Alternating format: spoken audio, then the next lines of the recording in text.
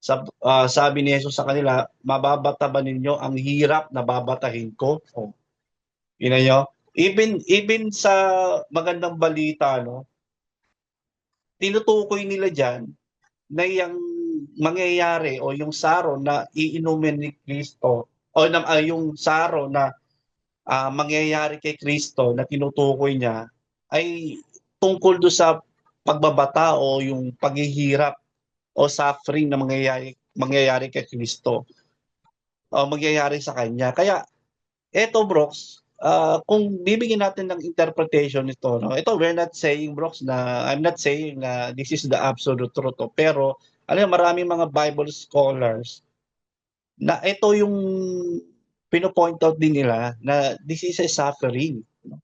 Kaya nagtataka ako yung kay paring Ace, saan siya kinuha yung bakit galit? Ba't, ba't siya nag-come up dun sa galit, no? Eh dahil sa nakabasa siguro siya na yun eh rat. Siguro gusto lang niya maging maging kakaiba o different, no? Eh ang problema bro, yung mga listeners na doon, nasa panelist, walang nag-disagree. Yun ang hinihintay ko sana eh. May mag-oppose man lang or may something na nag-raise man lang na something doubt, 'di ba? Na hindi something like naging echo chamber taga totally yung program at wala man lang nag-oppose.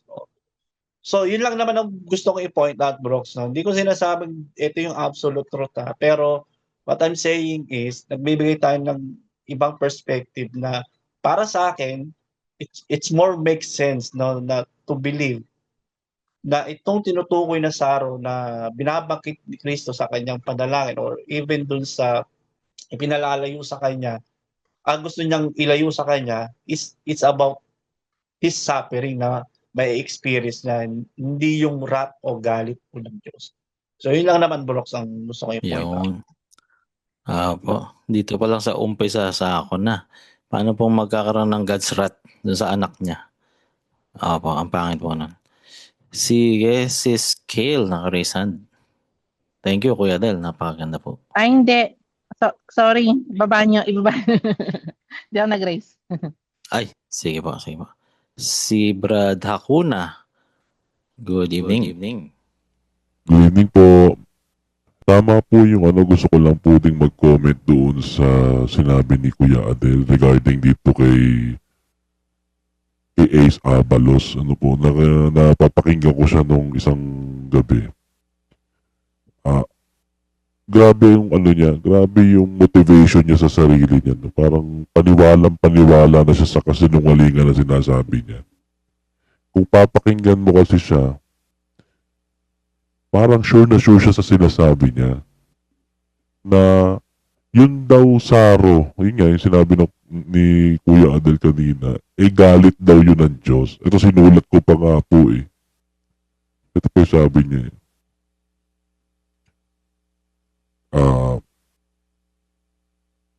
Ang sinabi niya, bukod doon sa saro, yun daw hain, hindi, daw yun. Hindi daw, yung palalangin daw, hindi daw yun hain.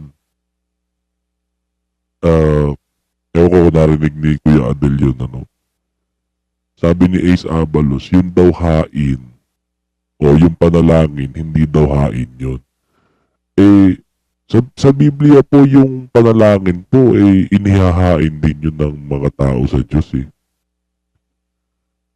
So, doon pa lang,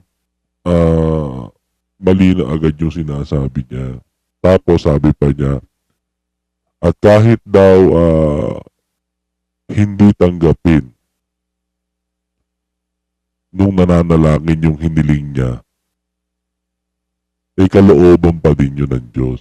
Hindi ko nga po maintindihan kung ano ba stand niya dito kasi mahilig siya ng yung pag nagsasalita siya, masyado siyang fake. Hindi mo alam kung siya, ano ba paniniwala mo. Ayaw mo sabihin kung yung stand mo, kung particular na topic, kung ano talaga yung ipinangangaral mo o gusto mong sabihin. Kasi sabi daw niya, yung yung pag nanalangin ka raw at hindi mo tinanggap, kalooban pa rin ng Diyos yun or hindi kalooban. Ang gulo. No? Pag nananalang, kasi kagaya halimbawa nung may nanalangin daw kay Bes na wag daw mamamatay, namatay si Bes. So, ibig daw sabihin, mahina yung pananampalataya ng mga nananalangin o kaya masama yung nananalangin. Parang ganun ang gusto niyang ipunto. Ace, Mr. Ace Abalos, tinatawagan kita. Masyado kang magaling ka magsinungaling. Ang tao talagang itinakda ng Diyos na mamatay na minsan. Masasabi mo ba, Mr. Ace Abalos, na yung mga nananalangin kay Bes dati na habaan ang buhay niya, hindi pinagbigyan? Ang daming beses nang nalagay sa panganib ni Bes na iniligtas siya ng Diyos. Pag mananalangin ka, gusto mo hindi ka mamamatay? Itinakda ng Diyos na ang tao mamatay na minsan. Kaya kahit anong gawin mong panalangin, hindi ka pwedeng maging forever dito sa earth. Diba?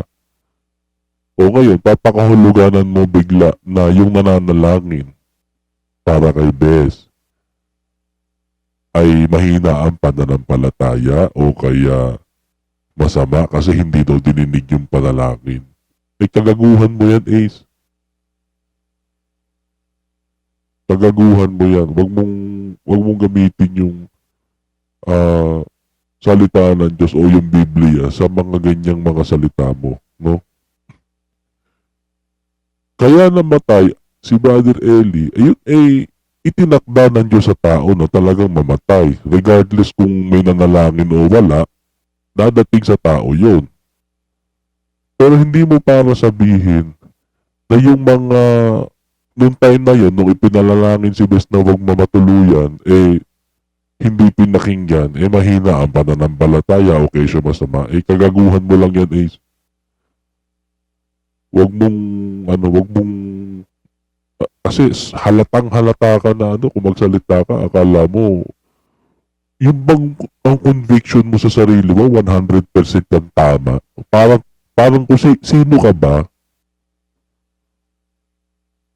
No? Ang galing mo magko-comment ka kay KDR. Baka mamaya labada ka niya, talo ka dyan. Maniwala ka sa akin. Yung mga ginaganyan mo, nakakahiya ka. Baka kay Kuya Adel lang, di ka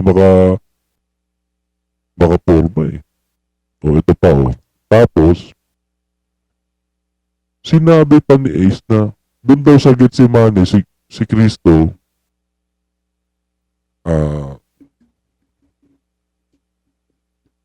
mabigat na moment daw ito ni Kristo dahil daw makakatikim ng paghatol ng Diyos.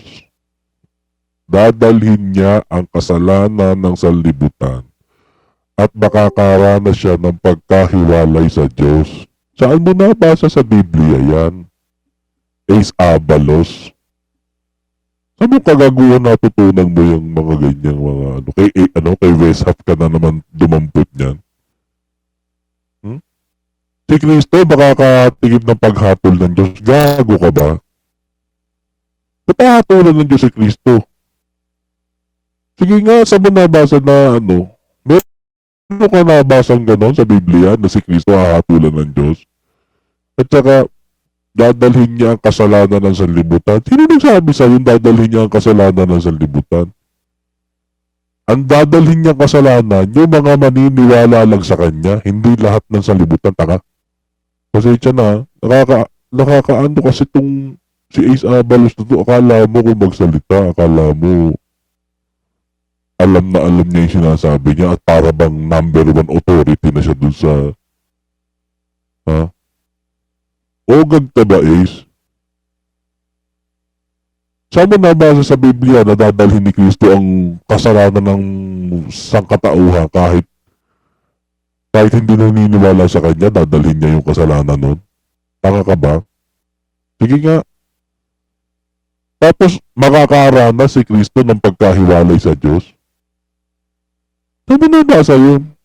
Kahit si Weshap, walang sinabing ganyan, tanga. Oh, ito pa. Sabi pa niya, he is about to carry the wrath of God. Ayan, yung sinabi ni Kuya Adel kanina, na may kinalaman sa saro. Tapos kinuha mo yung paliwanag sa saro, kinuha mo sa Jeremias tsaka Isaias. Ano naman ng authority mo na gamitin mo yung saro sa Jeremias at sa Isaias doon sa sinasabi ni Kristong saro? Meron ba nakalagay doon na sinabi ni Kristo na yung saro na tinutukoy ko ay yung nasa Jeremias? Meron ba nun? Para mandampot ka ng talata tapos iaagapay mo doon sa isang talata na ginagawa ng dati mong amo.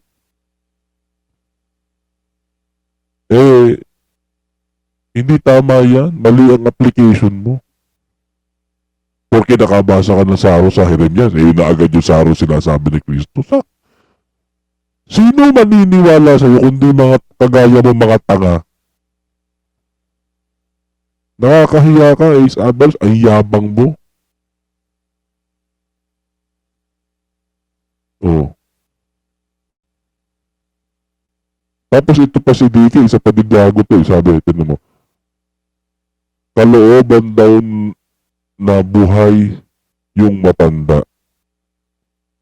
Ang kalooban daw kasi ng Diyos buhay yung matanda. Kaya yung nanalangin, yung mga nanalangin, ano daw. Kaya yung mga nanalangin, hindi daw pinakinggan, mahina ang pananampalataya. Kasi ang kalooban daw ng Diyos, buhay yung matanda. Sino nagsabi sa'yo niyan, DK?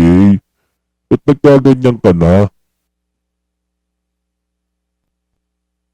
Lahat ng tao mamamatay kahit sino. Walang makakaligtas sa kamatayan. Para sabihin mo na namatay yung tao tapos ipinanalangin hindi nabuhay. Masama yung nananalangin. Parang sinisisi nyo pa yung nananalangin. Uy, kahit nga ikaw, manalangin ka ng manalangin, huwag ka mamatay, mamamatay ka rin O ganun. Tapos ang kakapal na mukha nyo na magsalita kayo dyan na parang akala nyo kayo ang authority at kung makapag-comment ka pa kay KBR akala mo ikaw na ang mas magaling ka kay KBR. Oh well, I am here to tell you, wala kang kakwenta-kwenta magpaliwanag.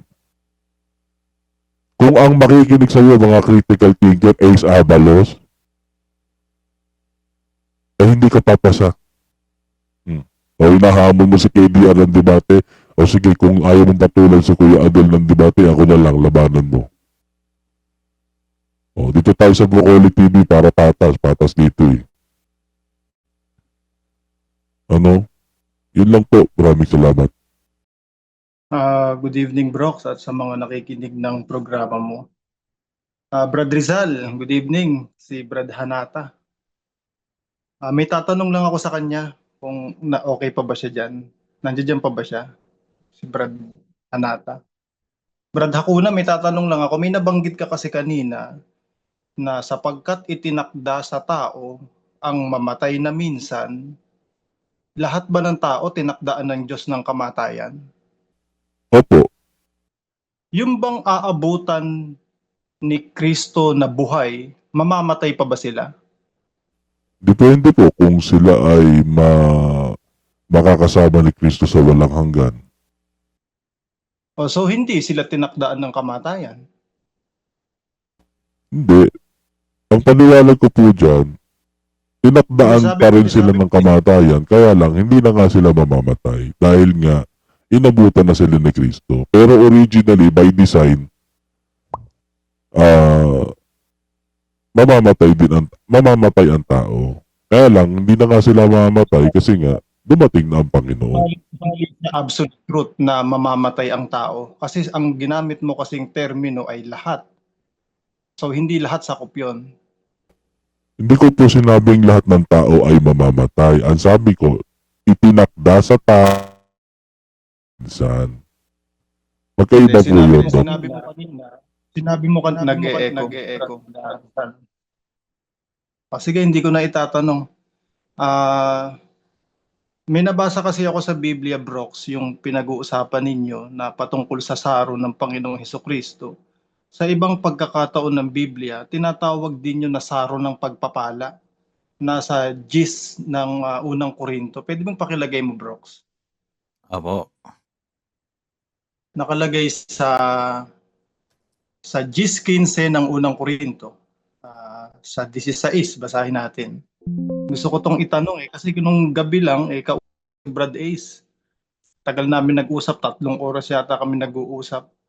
Sabi dun sa 16, ang saro ng pagpapala ng ating pinagpapala, hindi baga siyang pakikipag-isa ng dugo ni Kristo? Dito may binabanggit naman na saro ng pagpapala.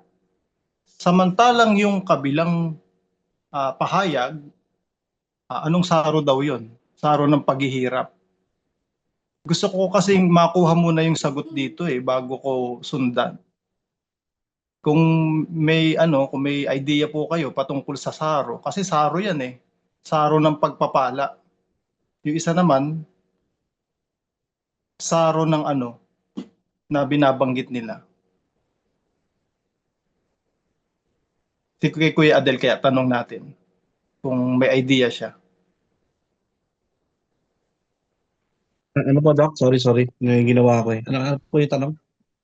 Yung kaninang sa Lucas na binasa niyo po na interpretation ni Brad Ace, yun ay saro ng paghihirap, di ba?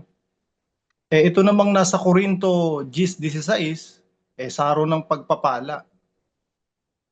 Opo. Paano kaya Ano po yun? yung tanong? Ano po tanong? So ano ang tama doon kaya sa dalawa? Yung saro ng paghihirap o saro ng pagpapala? Na parehas na pakikipag-isa kay Kristo. Doc, sorry.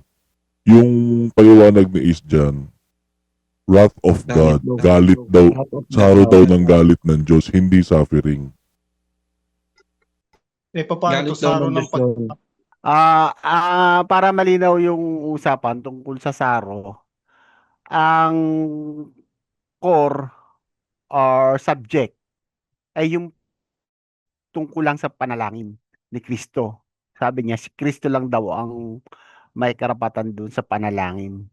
So, kung ano man yung Saro na i-discuss dito, unrelated. Gaya na sinabi ng paliwanag ni Kuya Adel, maraming kahulugan yung Saro about sa Bible. Kaya kung halimbawa yan sa Korinto, yung saro ng pagpapala, it is not about doon sa topic na pinag-uusapan kay Ace Abalos. It's about doon sa panalangin ni Kristo tungkol doon sa saro na yung panalangin na ah, ang yung kalooban ng masunod. Doon dumiikot yung saro na yon. Ano yung saro na yon? So na-explain naman ni Kuya Adel na ito nga ay tungkol doon sa ah, kahirapan pagtitiis ni Kristo, yung pagkabayubay. So ito 'yon. So kung i-relate yung Korinto, saro ng pagpapala, wala pong kaugnayan ito dun kay Ace Abalos. Yun lang, nililinaw ko lang ang subject dito yung panalangin, yung saro na tinabanggit ni Kristo sa kanyang panalangin. Doon lang tayo iikot ng discussion. Yun lang, Doc. Kasi naisip ko, Brad Enoch, yung kasing panalangin ng Panginoong Hesus nang magkaroon ng katuparan, nagkaroon ng pagpapala. Pagpapala saan? Nagkaroon ng katubusan sa mga kasalanan. Yun ang pinaniniwalaan ng mga believer. Kaya yung saro na panalangin na binabanggit natin ninyo kanina, yan ay may kaugnayan sa Korinto sapagkat nagkaroon ng pagpapala pagkatapos matupad yung nasa kasulatan at yung nasa Lucas na sinasabi ninyo kanina patungkol sa panalangin ng Panginoong Hesukristo. Pero sige, kung may ibang topic kayo, sige, dito muna ako. Ang gusto kong linawin dito, maiba tayo ng usapan sa Saro. Tatanong ko kay Doc, tungkol doon. Doc, sino yung dalawang tinutukoy sa Mateo 20:22 na nire-request ng asawa ni Zebedeo? Sa Lucas 20:20 ang umpisa. Sino po yung tinutukoy na dalawang anak niya? Asawa ni Zebedeo. Mateo 20:20. Kasi ginamit ito ni Kuya Adel. Ayan. Mateo Brox. Yan. Na magkagayoy lumapit sa kanya ang ina ng mga anak na lalaki ni Zebedeo. So, anak ni Zebedeo, asawa yung ina. Nakasama ang kanyang mga anak na lalaki na siya'y sinamba at may hinihinging isang bagay sa kanya. 21. At sinabi niya sa kanya, ano ang ibig mo? Sinabi niya sa kanya, ipag-utos mo na itong aking dalawang anak ay magsiupo, ang isa sa iyong kanan at ang isa sa iyong kaliwa, sa iyong kaharian. Uy, nagre-request. Pwede ba itong isa kong anak sa kanan at ito naman sa kaliwa? 22. Ngunit sumagot si Jesus at sinabi, hindi nyo nalalaman ang inyong hinihingi. Mangyayari bagang inuman ninyo ang sarong malapit ng aking iinuman? Sa kanya sinabi nila, mangyayari. So, tanong ko kay Doc, sino po yung dalawang anak na yon ni Zebedeo? Hindi ko alam, Brad Enoch eh. Sino ba? Si Santiago at si Juan. Na na inililink ng kapatid ni Kristo kay Blessed Mary. Brox, tanong natin si ChatGPT AI kung sino yung dalawang anak sa Mateo 20:22. Sige po, wait lang po. So ito, isa tong evidence na si James at saka si Juan ay hindi kapatid ni Kristo kay Blessed Mary. So, cousin. Kasi po sa kultura ng Hudyo, wala pong tawag ng insan, kundi laging kapatid. Even sa kapitbahay, kapatid. Even sa kapwa Hudyo, kapatid ang tawagan. Ayan po. Who showed up? The one who approached Jesus was the mother of the sons of Zebedee. She came with her two sons, James and John. So itong dalawang apostol na to, mukhang parang palakasan to ha. Ito pwede ba to sa kanan at sa kaliwa? So yan, malinaw na yan si Santiago at si Juan. So anong dahilan? Mateo 22, Mateo 20:24, Brox. Itaas mo sa 24. At nang marinig ito ng 10. So, 12 yung available na apostol At nang marinig ito ng 10, ay nangagalit laban sa dalawang magkapatid. You see? Yung 10 apostol nagalit doon sa dalawa na kasama nila. Siguro sabi niya, bakit? Pati nire-request mo siguro sa nanay mo to. Ayun, ganun ang istoryahe. Reading between the line. So malinaw po diyan sa evidence na yan na si Kristo ay hindi niya kapatid si Santiago at si Juan. Yun lang. Yung ibang topic naman. Baka po merong magko-contest na hindi si Juan at saka si Santiago yung dalawa na yon. Si Hakuna, naka-reason. Sige po. Ay, opo. Doc, ang ibig mo ba sabihin, sinasabi mo bang ako si Rizal Underground? Pasensya na, hindi ko nakugit kanina eh. Basta si Doc. Yes, oo, totoo yun. Kasi yung IP address mo, bakit nag-e-echo pag ikaw yung naka-open?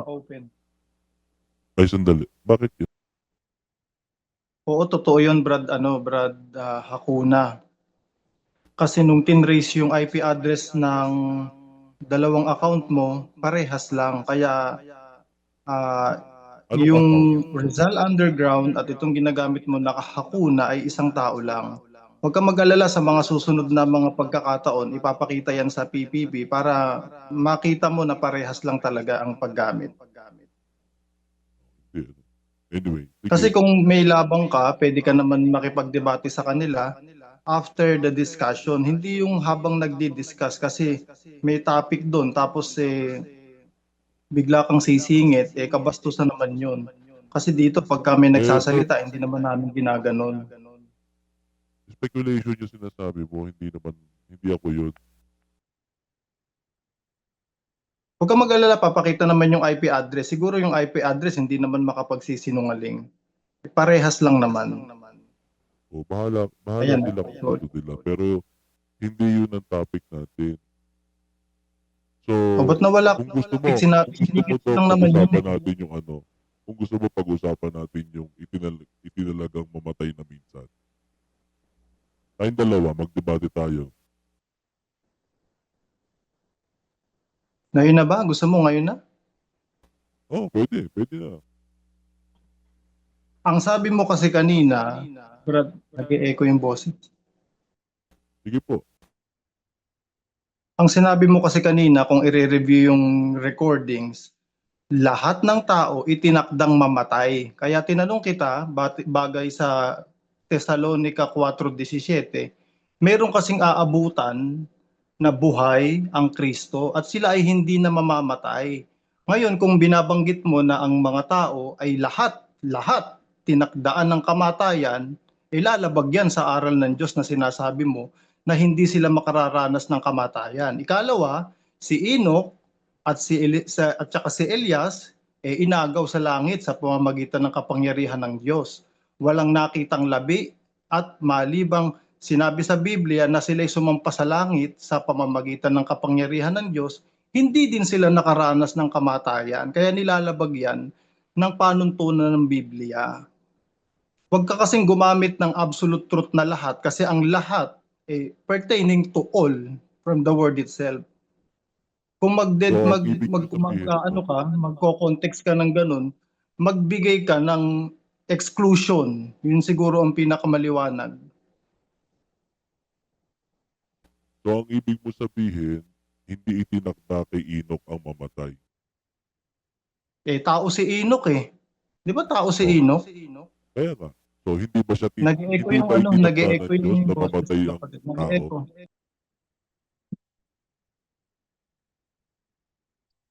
Siguro tanggalin mo muna yung echo kasi ang sakit sa tenga eh. Pag nag-open ka ng mic, nag-e-echo. Yun ang naririnig ko. Kahit nagtanggal na ako ng headset ang sakit sa tenga. Ayan po, nag-i-echo pa rin. Mic test. 1, 2, 3. Paki-unmute nga ako na. Magsasalita ako.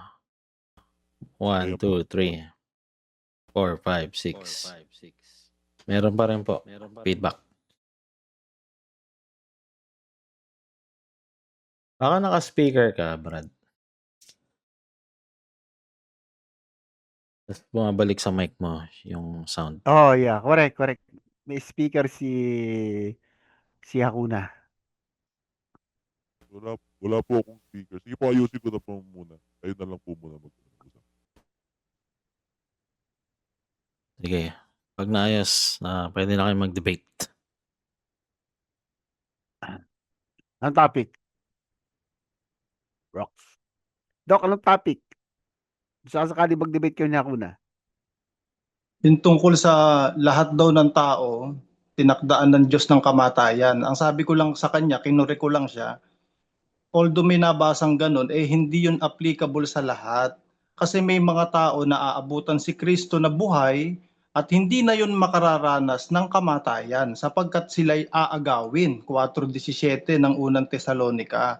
Hindi na yun makararamdam ng pisikal na kamatayan sapagkat ibibigay na sa kanila yung putong o yung maluwalhating katawan na katulad ng Panginoong Hesukristo. Ang paggamit kasi ng salitang lahat, wala kang kinokonsidera. Dapat meron kang ikonsidera na ibang mga bagay na taliwas na itinuturo ng Biblia kung ipipilit mo yung katwiran mo. Kaya nga binigay ko kanina, si Enoch, si Elias, namatay ba sila? Hindi. Kinuha sila sa pamamagitan ng kapangyarihan ng apoy. Walang tala sa Biblia na sila ay namatay. Ang tala pa nga sila ay sumampa sa langit. Di nalalabag na yon na ang mga tao tinakdaan ng Diyos ng kamatayan. Sapagkat itinakda sa tao ang mamatay na minsan, tama. Hindi naman sinabi sapagkat ang lahat ng tao ay tinakdaan ng kamatayan. Magkaiba po yun. Basahin mo dun sa Roma, yung sa talata. Walang nakalagay dun na lahat Pero yung banggit nitong kapatid, nilahat niya. Kung balikan niyo yung recordings, mapapansin ninyo, ginamit niya yung salitang lahat. Kinure ko lang siya kasi nga may mga taong hindi mamamatay, hindi makakaramdam ng kamatayan sapagkat daratnan silang buhay ng Panginoong Hesus at ibibigay sa kanila ang putong o ang buhay na walang hanggan pagdating ni Kristo. Base dun sa ano yan ha, dun sa unang Korinto 15 ha, yung ano nyo, yes, sa 1 Corinthians 15, yung theology na yan ni San Pablo, right? Tama po? Unang Tesalonica 4:17 yata yun. Sabi doon, sapagkat ang Panginoon din ang bababa. Pakilagay mo nga bro sa hindi wala kasi akong Bible na hawak Nagkakape ako sa salas. Sa 4:17. Sa 16 muna bro, angat natin ang basa. Sapagkat ang Panginoon din ang bababang mula sa langit ng may isang sigaw, may tinig ng arkanghel at may pakakak ng Diyos. At ang nangamatay kay Kristo ay unang mga bubuhay na maguli. Ito yung mga namatay. Ano mangyayari dun sa mga buhay? 17. Kung magkagayon tayong nangabubuhay na nangatitira, ay aagawing kasama nila sa mga alapaap upang salubungin ang Panginoon sa hangin at sa ganito sa Panginoon tayo magpakailanman. Nakaranas ba ng kamatayan yung mga tao na yan na nangabubuhay, nadatnang buhay ng Kristo? Hindi. Tinagaw sila sa pamamagitan ni Kristo at ibinigay na ang putong agad-agad. Dahil naabutan silang naglilingkod, naabutan silang nasa tunay na paglilingkod nang ang Kristo ay dumating. Kaya yung sinasabi niya kanina na lahat ng tao tinakdaan, mali yun. Ang tao tinakdaan, yun ang tama, pero hindi lahat ng tao nasasakop ng ganong sistema na mamamatay. Kasi nga may mga tala sa Biblia na hindi naman namatay. Si Enoch, hindi namatay. Si Elias, hindi namatay. Inagaw sa pamamagitan ng kapangyarihan ng Diyos. Sumampa sa langit. Hindi sila namatay. Yun lang ang punto ko. Kung naghahamon ka ng debate, okay lang naman sa akin, hindi naman kita inaatrasan. Brad, Hakuna, anyan ba po ba siya? Wala na yata siya. Baka inagaw na rin, Brox. Baka inagaw. Baka dumating na si Kristo, inagaw siya. At dinala, at dinala sa ikatlong langit. Kinurek ko lang naman siya. Ngayon, kung minamasama niya yung pagkakorek ko, nabasa naman natin Opo. Sana bumalik. Baka inayos lang yung audio niya. Okay. Buti off the air na tayo. Recorded na lang po ito. Pwede kong edit.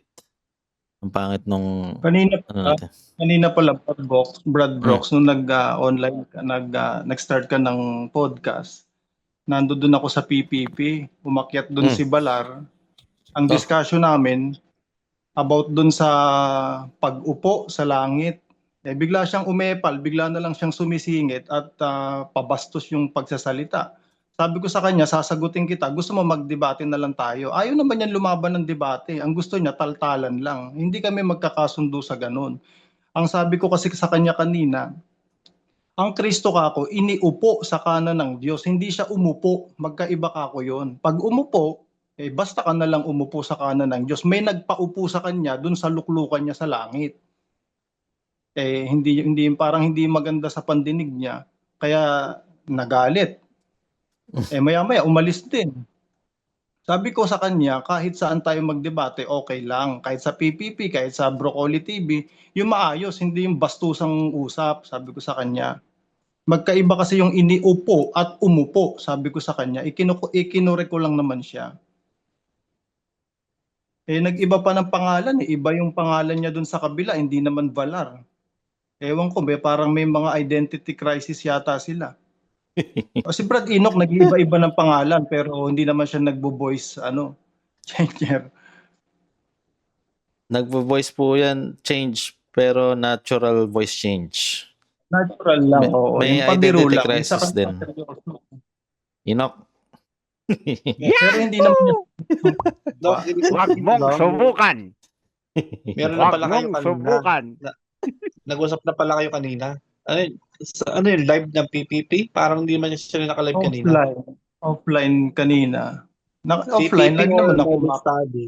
Nila PPP siya na hindi naman yung podcast na PPP literal, offline yun na Zoom ni Brad Caloy. okay. Kasi nag-jogging kasi ako kanina, may topic kami. Bigla siyang umakyat. Hindi niya siguro tutol siya kung ano pa man. Iba yung kanyang pagsasalita . Nung hinahamon ko naman ng debate, ayaw naman. Ang gusto lang pala, taltalan lang doon. Walang pag-uusap doon kasi sabay kami nagsasalita. Di ba? Kung talagang, sabi niya pa, ako Dok, lagi akong may bayag, dala-dala ko yung bayag ko. Sabi niya sa akin, kung dala mo yung bayag mo, di umakyat ka dito. Ngayon, hamunin kita ng debate kung nakikinig ka. Umakyat ka ngayon dito kung dala mo yung bayag mo na sinasabi mo kanina. Hindi ka kasi lalaban talaga kasi yung aral na dala-dala mo, hindi mo kaintindigan. Yan ang totoo. Ayun lang. Uminom ako ng losartan. Okay, mag-alala. Pero may pinag-uugutan pala si Doc. Kaya tataka ko ba't parang gigil si Doc Pero palang galing pala sila Kasi sa kabila. magkokol ng debate ang linaw-linaw ng usapan. Okay na. Tapos religious affiliation, bigla siyang aatras. Hindi naman importante yung religious affiliation, ang importante yung ititindig mo. Kaya mo bang kontrahin? Kaya mo bang pamalian? Yung palang doktrina niya, exclusive lang sa INC. Pasensya ka na, Brad Balar, hindi mo ako pwedeng ikulong sa INC.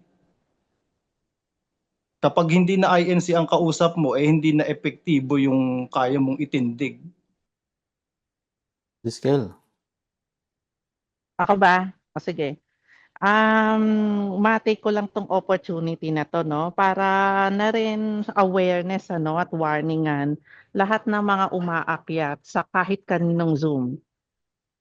Hindi lang sa hindi lang sa Broccoli, hindi lang sa PPP, lahat. Yung kasi na open ni Doc, yung IP address tracker. Yan common po yan na ginagamit ng mga scam baiter. Yung mga di ba may mga scammer sa India, Nigeria, may mga content creator, ang tawag sa kanila scam baiter. At ang isang tool na gamit nila is IP tracker. So paano ba nagwo-work ang IP tracker? Pagka binatuhan ka ng link ng someone, pwede nilang mag-attach sila ng tracker doon sa link na yon. Pag click mo, send back ng information yung nagkabit ng tracker kung saan ka nandoon. Gaano ba ka-precise ang IP tracker? Yun ang question, Brox. Ang IP tracker, hindi naman yan pumipinpoint ng pin na point.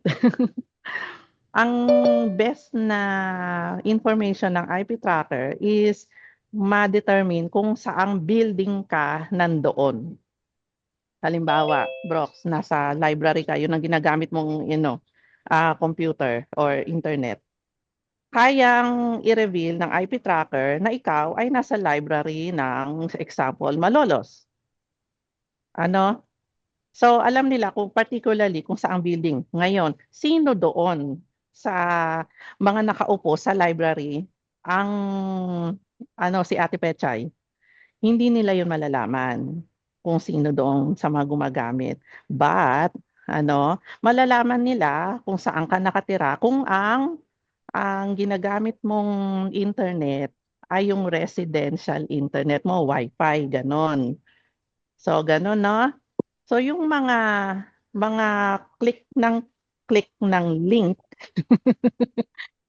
magsilbi na lang yan na warning sa atin, na maging maingat tayo. Kasi, sabi nga ni Doc, ilalabas pala yan ng PPP, kung paano yan, paano na-reveal na si Aryo at si, ay iisa, ay dahil sa IP tracker. Ngayon, ang IP tracker ba ay nagre-reveal ng full identity ng tao? Hindi.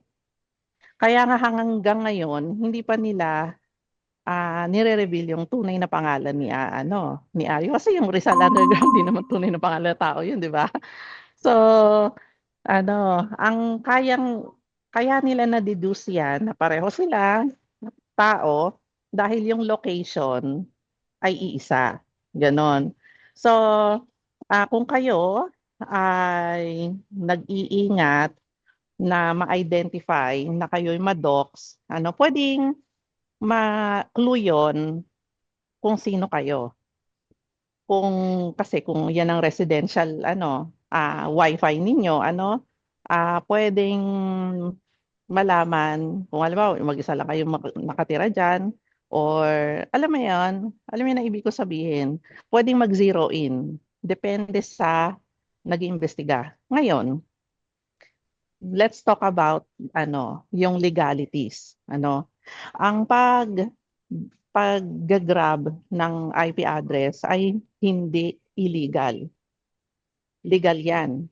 Kaya nga meron 'yan eh. Kasi may bayad pa 'yan yung iba diyan. Kasi nga legal 'yan eh. Ang illegal is kung nalaman nila kung ano yung identity ng taong nasa kabila ng IP address at inilabas nila sa public, then that is illegal. Yun ang breach ng privacy. So, kung kayo ay nag-iingat na ayaw ninyong madox dahil marami sa atin na noon kahit noon ngayon ay nagkakaroon sila ng panic attack, anxiety pagka on the verge na madodox sila. Marami sa atin dito sa podcast dumaan sa ganyan yung anxiety na muntik ka na, yung close call, ganon. Yung kaba mo, 'di ba? So kung kayo ay may ganyan na anxiety na kayo ay may docs, mag-iingat kayo sa lahat ng link na kiniklik ninyo. Ito ay maaaring kahit anong link, Brox Like, tingnan mo to, yung ito yung resibo na sinasabi ni Badong, tapos nag-drop ng link. Yung link na yon pwedeng kabitan ng tracker yon. Naintindihan niyo sana ako ng mga tao, no? Kung ano man yung link na yon, dahil chismosa ka, gusto mong malaman kung ano ba yung resibo, click ng link. Pagbukas mo, kahit yun na ba yung resibo kung may kinabit na tracker yon, ni-reveal mo na sa kanila ang location mo. At least kung nasa ang building ka or bahay o residential o trabaho, nandun ka. So yun lang ang PSA, public service announcement. Yun lang. Thank you po. Sige, si Sansat. Hello, good evening, good morning. Okay ba yung audio ko? Okay audio? Rinig na. Dadagdag ko lang, no? Kasi medyo rin ako nabahala ako sa sinabi ni Doc. No? Sabi niya, papakita yung IP, ganyan, no? Hindi ko alam bakit big deal na malaman kung sino. Doc, wala akong sa'yo, Kasi bakit para sa akin may malis eh. Doxing kasi eh. Yon, ayoko ng doxing kasi biktima ako ng doxing, no? Pero sa akin, mag-react ako as para pag-iingat na sa mga kasama, no? Lalo may ganyan pala sa PPP, check nila, meron silang IP tracker, no? Anong reason, bakit ganun ka-importante na malaman ng kung sino man na yung IP address mo? Anong intensyon? Bakit kailangan na ipatunayan na halimbawa ako, kasi bro sa akin, importante respeto eh, no? Halimbawa, itong taong to, no, umakyat siya, ang pangalan niya is Borat. Wala akong maisip. I-edit mo na lang. Wala akong maisip na pangalan. Ano ba? Barbie. Daming pangalan eh. Sino mo lang Bro, nasa isip mo? Sumasagana ang puso. Yun ang lumalabas sa bibig. Sa ng puso eh. Sorry na. O sige, siguro ang pangalan Barbie, no? Gusto niya pangalan Barbie. Tapos ngayon, pumasok siya sa kabila, ang gusto niyang pangalan is ano ba, maghihinga kayo? Doc, halimbawa Doc, no? Hindi ba pwedeng galangin na lang kung anong pwedeng itawag? Kung anong gusto niyang pangalan? Bakit napaka-big deal na malaman kung sino? Hindi ko magets yun eh. Hindi ko pinagtatanggol kung si Aryo, no? Pero para sa akin, no, may risk kasi yung paglalabas ng IP address. Brox, may sinend ako sa iyo paki-post, no? Sorry. Wala akong maisip. Sorry na, pa-edit na lang yan. No, showing your IP address can expose you to risk like targeted phishing, services disruption, DDoS attack, and tracking of your approximate location. Approximate location meaning halimbawa ang city or neighborhood nasa somewhere Manila ka, no? It allows attackers to scan your network for weak devices and maybe use phishing attacks or to log illegal activity under your name. So pwede niyang magamit, no, yung IP address mo para sa mga ganito. Ngayon, ano yung mga risk? Location tracking, yun nga yung binabanggit kanina ni si Spetch, DDoS attacks, network attacks, identity theft or spoofing. Duri mo aabot sa identity theft, targeted spam, no? Bakit ganon? Bakit kailangan natin na ilagay yung risk ng isang tao para lang may mapatunayan? Para sa akin, hindi maganda yung doxing. Well, kung ano yung gusto nyo maging identity dito, tsaka ang dami nag-iingat sa atin, nagtatago sa pangalan. Gusto mo ba ikaw, pag pumunta ka sa isang lugar, dinodox ka pala, tinatrack pala yung IP address mo? Gusto nyo ba yon? Ako hindi Kung ako, may ganyan pala, no? Hindi na ako akyat doon. Oo, Ansat, halimbawa yung Zoom link nila, no? Pwede silang maglagay ng tracker doon sa Zoom link at makita lahat ng location ng umaakyat doon. Just one example. Hindi ko sinasabi na yun ang ginagawa nila, but they can. Yon. Oo, Brock, i-clip mo to para public announcement na lang. Paki-edit mo na lang yung pangalan binigay ko. Wala akong maisip na pangalan. Pero lahat tayo ng mga nagtatago ng identity, tapos meron silang ganon. Para sa akin, napakababa na para i-expose mo yung isang tao. Ewan ko kung agree kayo sa doxing Ako hindi. Ayoko ng doxing para sa akin. Nire-respeto ko kung anong gusto mong pangalan dito. Tingnan mo kung anong pangalan ni Enoch, hindi naman siya ini-expose. Yun lang naman sa akin. Yun, sana mag-ingat tayong lahat. Yun lang po. Brooks, pwedeng ako muna magsalita? Okay lang ba? Sige, Doc. Doc. Sige, sige, sige. Ganito kasi yon. Nagsimula lang po kasi lahat yon nung nagsasalita si Ace, tapos may umakyat na MMDD. Ngayon, yung MMDD po, kaboses niya si Aryo, hindi naman mapagkakaila, pati yung monotone ng boses, pati yung posing ng boses, etc. Eh siyang siya. Subalit, dininay na siya daw yon. Tapos umakyat siya sa Broccoli TV, si Rizal, at sinabi niya na pwedeng gawin sa AI, etc. etc. Hindi ko nahabaan. Pero ang pagkakamali kasing nagawa ni Rizal Underground, may comment kasi siya doon. Yung comment niya is na-retain. Pagka i-click mo ng mouse, nag-a-appear yung previous mo na ginamit doon sa comment. At the same time, yung ano mang pangalan niya, Hanata, tama ba ako? Hakuna Tama ba ako sa Matata po.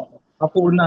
So yung Hakuna, may comment sa taas, tapos yung Rizal Underground, may comment din, parehas na parehas yung comment. Kaya sila nagkaroon ng ng curiosity na yung yung umakyat na MMDD hindi daw siya yung Rizal. Kaya nagkaroon sila ng curiosity about that. So nagkaroon ng tracing. Hindi ko sinasabi na kung sino yung nag-trace o whatsoever. Ang ano lang doon, ang point lang doon, bakit mo dinideny na hindi ikaw yon? Gayun ikaw naman talaga yon. Alam mo, Brad, Brad Ito po Brad Doc. Brad Doc. Sandali lang, Brad, Sige po. sandali lang si Stansad. Sige po. Kasi naman, nawala tuloy ako. Ganito kasi yan, yung mga umaakyat doon yung mga tao doon sa PPP, although mga kaibigan ko sila, hindi mo naman sila pwedeng anuhan na gawin yon dahil yung iba doon professional, may IT doon, may engineer doon. Nasa sa kanila yun kung gusto kanilang i-trace, pero not necessarily nasasabihin yung buong pangalan ng tao. Kumbaga, yung pagkakakilanlan nung different Zoom, yung account na ginamit, subalit iisa lang yung ginagamit na IP address. Nakapagtataka naman kung gamit ako ng identity na ANSA tapos doc, tapos parehas lang yung location ko. Nakapagtataka naman yun at napakahirap i-insist na magkaiba tayo. Subalit yung IP address ko parehas. Napakalaking pagkakaiba. Opo, yun Doc, nai-gets ko kayo. Pero ito po ito opinion ko po to, no. Technically tama si MMDD, no, or si Aryu kung sabihin na. Kasi una po di naman po kami mga bobo para hindi rin po namin malaman 'yon, no. Yung syempre meron kaming comparison ng boses or kung ano man hindi naman kami ganun kaengot para hindi naman nagsabi sa amin hindi kami maniniwala. Pero technically tama siya eh. Kasi nung umakyat siya doon, iba yung identity niya, Doc. Which is yun doon nga papasok yung respeto. Respeto ko, gusto ko ito ko ang pangalan ko is MDD eh. So pwede niya rin sabihin, technically tama pa rin siya nung sinabi niya na hindi ako si Aryu. Kasi nung umakyat siya doon, ang pangalan niya is MDD. May lusot siya Doc eh. Ngayon nasa tao na lang talaga yun. Ang ayoko lang is doxing. Ngayon kung sakaling i-deny ni Aryu, no, ito opinion ko to, i-correct nyo na lang ako Nasabihin ni Aryu dito, hindi naman ako si Aryu yun. Tama pa rin siya para sa akin Bakit ko nasabi? Hindi naman Aryu yung ginamit niyang pangalan doon. Lahat naman tayo may kalayan, hindi naman ang tunay kong pangalan Doc eh. Pero doon na yun na identity ko. Para sa akin, no, hindi ko siya pinagtatanggol Wala akong nag-away na nga rin kami ni Aryu before. Pero sa akin, respeto kung anong gusto mong identity. Para sa akin, anong ngayon kung halimbawa kung si Aryu nga siya or si MMDD nga yung iisa. Ngayon pag sinabi ba niya na ay ako rin 'yon. Ano po ba natalo po ba siya sa argument? Ang usapan kasi yung pinagtatalunan nila Hindi naman yung identity ng tao. Pero again, Doc, sa akin lang po to Wag po kayong magalit sa akin Baka sabihin na naman ko yung ko hindi tumatanggap ng pagkakamali. Pero opinion ko lang po yun sa akin, respeto. Kung sakali man na halimbawa umakyat si Kuya Adel, ang pinangalan niya doon Supot. Siya si Supot, hindi siya si Kuya Adel. Hindi na naman siya. Basta, ang daming example, Pero Brad, sis Ansa, ang opinion ko lang dyan, ako naman, sorry Brad Ino, sandali lang. Ang opinion ko naman dyan, Dito naman sa Broccoli TV, may mga pagkakataon nagsasalita si Brad Enoch. Pagkatapos niyang magsalita, saka tayo nagtatanong. Hindi yung habang may discussion, ini-interrupt mo yung nagsasalita at hindi ko naman yun ginawa dito at kung sino man na habang nagsasalita, parang dinidiskusyon mo. Ngayon, pagkatapos magpaliwanag ng tao, doon mo siya tanungin. Yun siguro ang magandang forum after mailatag niya yung kanyang argument. Doon lang kasi nagkaroon ng komosyon. Pwede naman siyang magtanong pagkatapos nung pinaliliwanag ni Ace. Kasi si Ace, nung nakaraang gabi, ang tagal namin nag-usap, 3 oras yata mahigit. Okay naman yung discussion namin. May konting discussion kami. Nagpapalitan kami ng sitas. Pero at the end of argument, okay naman kami. Hindi naman kami nagbabastusan. Ayun lang. And I agree. Tama po yung sinabi niyo, Doc. Pero doon niya siya dapat tinira, no? Doon lang tinira ng PNP. Hindi sa doxing. Yun lang naman eh. I agree. Tama po kayo. Pero yung sinabi ko kanina about doxing, hindi naman ko sinabi na sasabihin yung pangalan nung Rizal Underground kung sino talaga yung identity niya. Hindi naman ganon. Yung IP address kasi is parehas doon sa ginagamit niya na different account sa Zoom. So napaka naman na magkaiba, irrelevant kung magkaiba ng identity pero same location. Napaka-imposible. Sige po, yun po.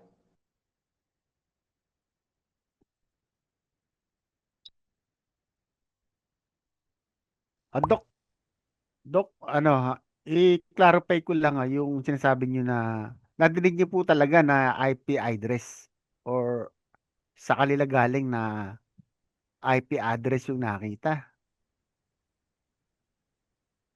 During offline, specific IP address pero hindi ko narinig yung kung sino man yung nagsalita. Narinig ko lang. Ganun. So, oo. Pero Kasi, kung ganyan, baka din naman kasi, sabihin. kasi pagka ganyan, iyan mo na lang i-request mo na lang kay Brooks na yung declaration mo na yan cut off. Kasi mako-compromise din sila. Kasi ang penalty at violation ng nagiganyan tapos nalahad in public sakali 1 to 3 years imprisonment kapag meron silang na-compromise na tao. Hindi naman siya tao Same IP address. Kung sino lang yung may-ari ng account, yung real account na ginagamit, hindi naman sasabihin yung pangalan. Nagets mo ba, Okay. Brad Eno? Okay. Oo. Wala naman ako sinabi na sasabihin yung tunay na pangalan ng may-ari ng account. Punishable by law naman yun. Hindi naman siguro darating sa ganung punto.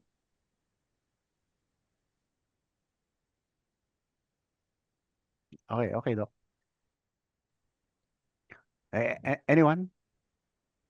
Oo, yun ang limitation ng IP tracker, Enoch. Hindi naman ibibigay nun yung tunay na pangalan nung tao sa likod ng device. Ang kaya lang ibigay na information sa'yo kung saang building ka nandoon habang ginagamit mo yung device. So, kung halimbawa nasa library ka, maaring magpareho kayo ng address nung katabi mong computer kasi nasa parehong network kayo ng internet. Hindi nila yon mapipinpoint kung sino. Pero definitely yung building, yung block, kung saang residence, yung tirahan mo or yung trabaho, kung saan ka, halimbawa nag-ano ka na naka-break ka pero nandun ka sa opisina mo, hindi ka umalis, kaya nilang makita yon kung nasaan ka nagtatrabaho, nag-oopisina. Ganon. Yun ang limitations ng IP tracker. So, ingat-ingat yung mga click ng link. Yun lang naman ang gusto kong sabihin. Kahit ano pa yan, kahit sino pa nag-send. Halimbawa, Broccoli, Zoom link ng Broccoli. Pag hindi galing kay Brox, yung di kayo doon nag-click sa doon sa Facebook niya. Halimbawa, sinendan ka lang ng friend mo or kung sino, pwede niyang kabitan yun ng tracker. Ano, pero si Brox kasi hindi ka naman pwedeng magkabit ng tracker na na halimbawa sa Facebook ganyan. Kailangan yung message or through email ganyan. At tiwala naman ako, hindi nagtatrack yan si Brox. Wala yang panahon para mag-track kung saan kayo nandun, kung saan-saan kayo nandun. Pero kung halimbawa, merong isang masamang loob, hiniram yung link ni Brox, pwedeng gawin yon na kahit nga Wikipedia page, hiramin mo yung Wikipedia page about, let's say, cats, ganon. Pwede mong lagyan ng tracker yon at isend mo sa friend mo. Pag-click ng friend mo, ay mare-reveal kung nasaan siya. Ganon na yung use ng IP tracker. Kaya nga yan ginagamit lang ng mga scam baiter eh. Hindi rin naman nila nalalaman kung yung mga pangalan ng nandun or yung itsura o yung full identity. Malalaman lang nila na ikaw ay nasa Nigeria o nasa India at ito ang building kung saan nandun ka. Ganon. Yun lang. Yeah. Pinach. Kasi para sa akin, no, naiintindihan ko naman sila, Doc, no? Hindi ko naman sila minamasama, no? Pero sa batas, sa Data Privacy Act of 2012, the Data Privacy Number 10173, lahat ng personal information, address, pangalan, government ID, pati kasama pati yung IP address. Hindi mo siya pwede basta kulitin. Maputol kita, Swinach.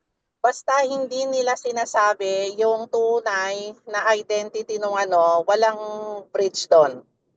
Pwede nila sabihin ang favorite ang niyan ang favorite color ni Spinach pink. Ganon, walang doon, walang illegal doon. Kahit na yun ang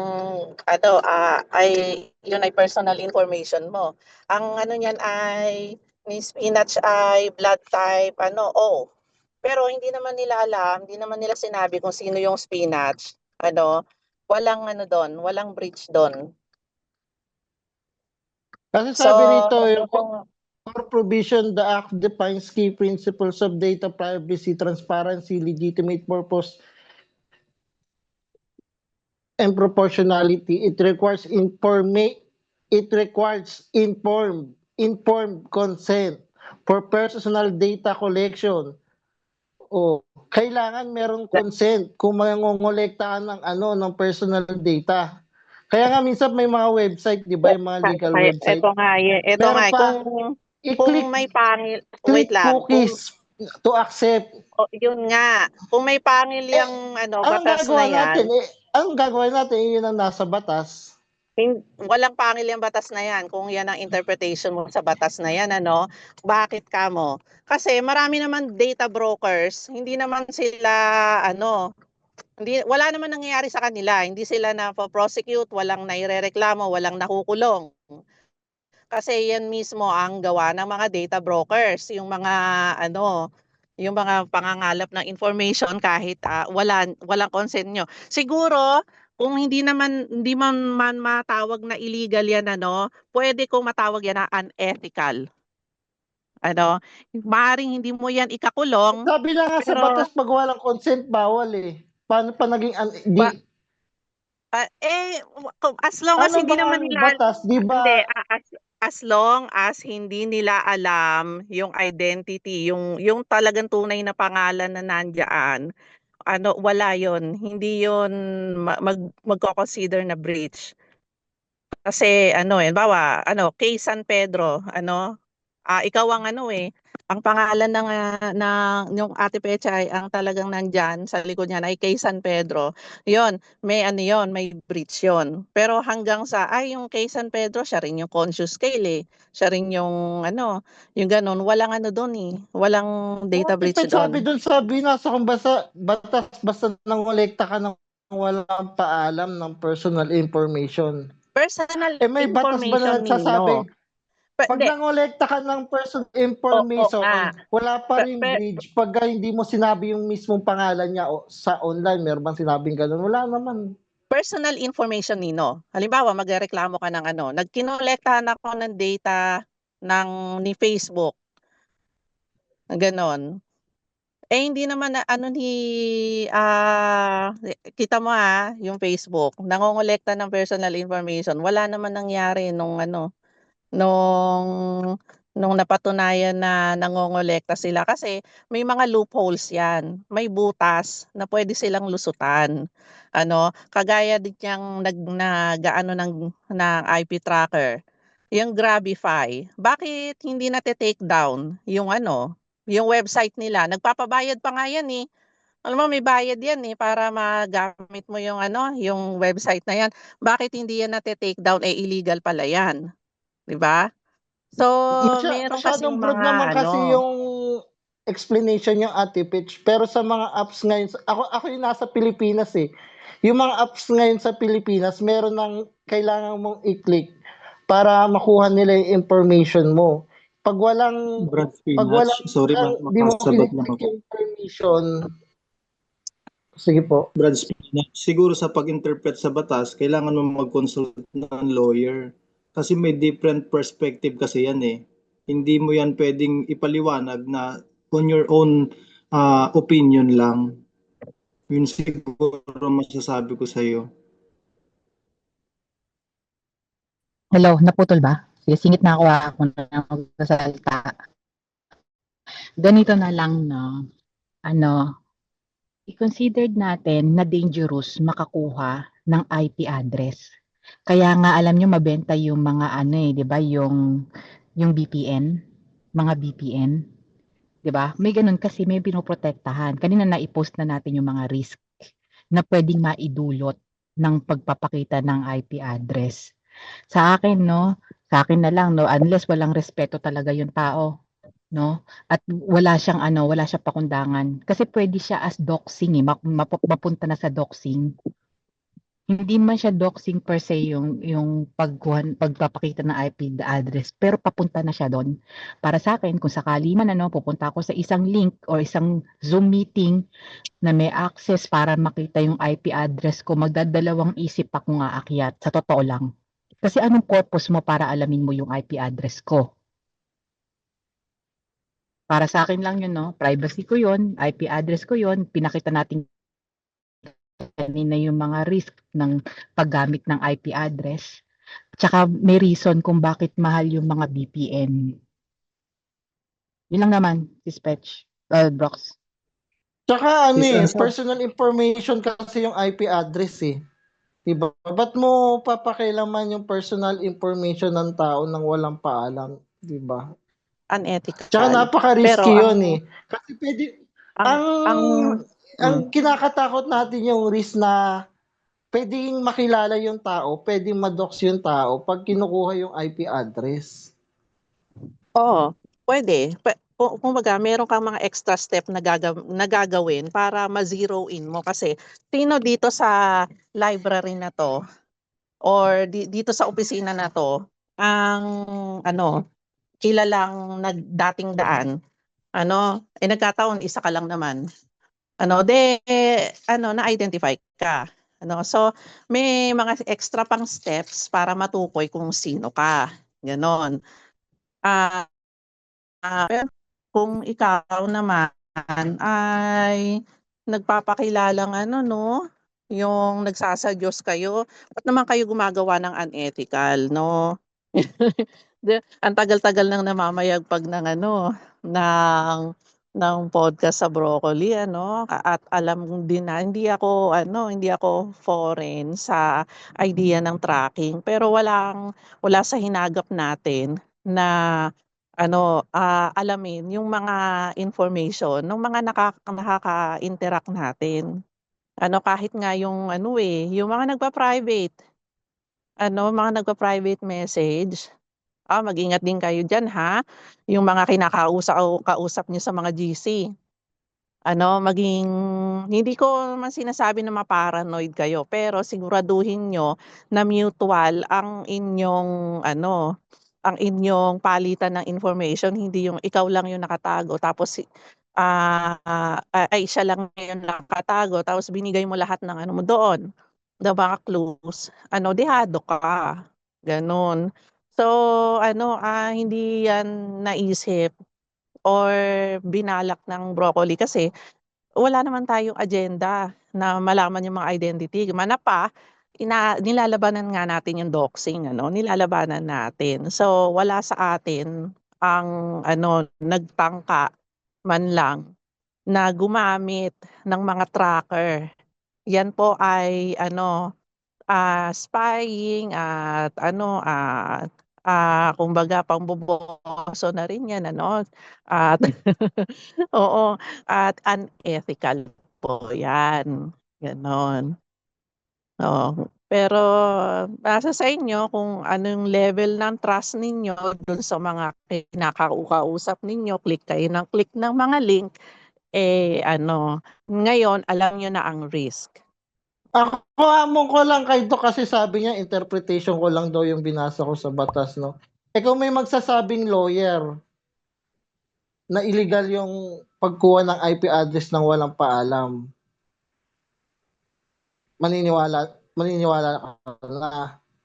Of course. Of course. Oo naman. Lawyer na yun eh.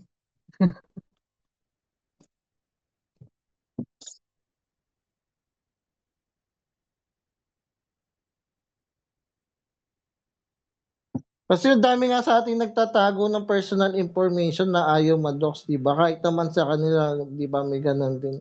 Kaya sana, ang akin lang, no, pakiusap ko lang, yung mga personal information, wag na nila ang kunin ng walang paalam.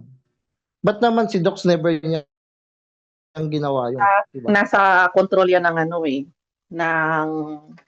ng tao na kaya pinag-iingat natin sila kasi hindi naman makikinig sa atin yung mga may masasamang loob, yung mga may agenda. Hindi naman yun makikinig sa atin eh. Ang pwede lang nating magawa is magbigay ng warning sa mga nag-o-online. I-educate natin yung sarili natin. Pwede kayong gumawa ng sarili nyong research o kumausap ng mga abogado kung saan ang reach ng mga batas natin at kung paano nila nalulusutan yan, So far, wala pa tayong nakikita na na actually na hatulan sa mga doxing, pero baka meron. So yun lang, mag-ingat lang tayo. Ang nasa control, may control niyan tayong mga users. Yung mga masasamang loob, wala tayong magagawa sa mga ganyan. So yun lang. So, common sense na lang yun eh. Yung IP address, personal information ng tao, di ba? Lahat naman tayo may karapatan tayong maging anonymous dito sa social media kung gusto natin, di ba? Kaya nga meron tayong mga codename. Kaya nga yung iba sa atin kaya kung hindi nagpapakita ng pangalan. Ba't mo kung may kokote ka, ba't mo hahalungkatin yung personal information ng tao? Gusto nga niya maging anonymous siya.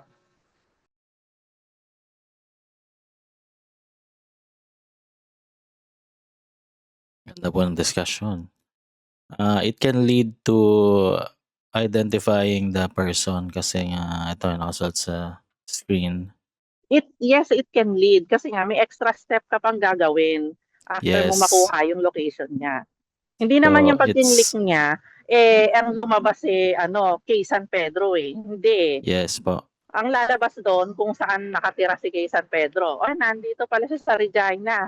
Ito yung residential address niya or gumamit pala siya ng library ng Regina, ganon.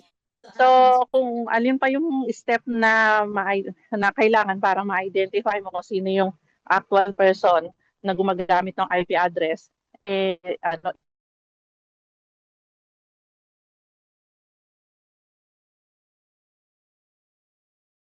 Yes po, nawala po siya. So, yeah, it can lead. So, why do it, 'di ba? So, inappropriate. Tsaka may sinabi pa si Ace na info about RU or MMDD na can lead to doxing to identify the real oo, kasi personality. nga, kung na-identify nila kung nasaang building siya, ano, pwede nilang sabihin yun, ikaw ay kasi, nandyan ka kasi, di ba? Kasi, yun nga yung location niya kasi, Brox Paano nila nalaman yung information na yon? Dahil yung location na give away. Ayun. So, ingat. Opo. So, tanong ka kay Doc. Doc, ano ba natin? Edit out o okay lang i-share yung nasabi mo kanina? Pwede mo naman sabihin, Brox, wala namang problema. Hindi lang nila na Okay. masyadong na-interpret yung context ng sinasabi ko. Hindi ko naman sinabi na yung mong pangalan ng tao yung sasabihin eh. Nagsimula lang kasi yung commotion dyan patungkol dun sa identity. Si MMDD ba talaga? Siya ba si Aryu? At si Aryu ba talaga? Siya ba si Hakuna? So parang may ano doon, may hindi pagkakaunawaan. Kung gusto niya, naghahamon siya ng debate kanina, nawala naman siya bigla. Gusto niya ang debate na lang namin, patutunayan niya na hindi siya si MMDD or Hakuna. Yun na lang siguro ang debate namin.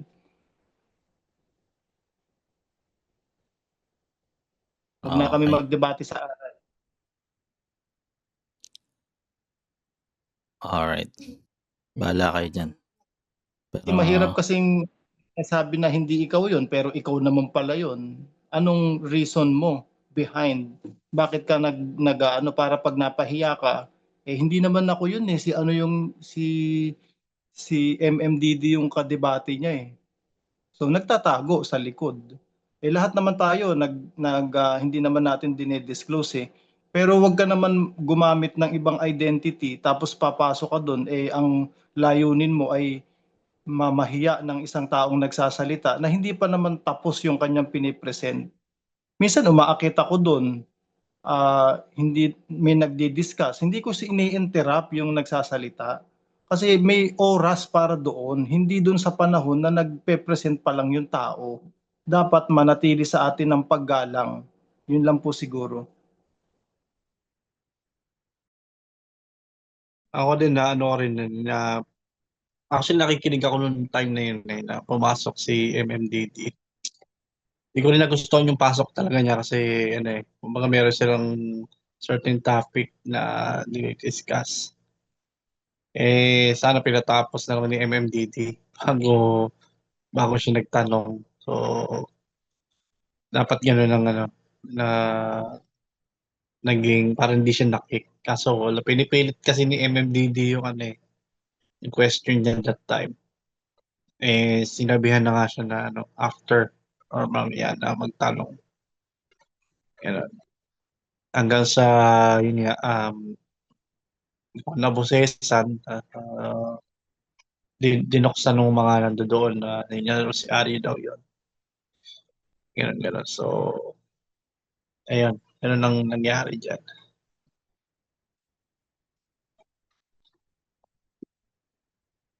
Okay, guys. Okay na siguro yung bro. Thank you po. I need to cut this short. I need to leave pala. Sige, hanggang dito po muna. I-upload ko lang po ito sa mamaya. Sige, pero tuloy lang po sa off the air. Thank you po sa mga nakikinig. Good night po. Bye. Thank you. Bye-bye.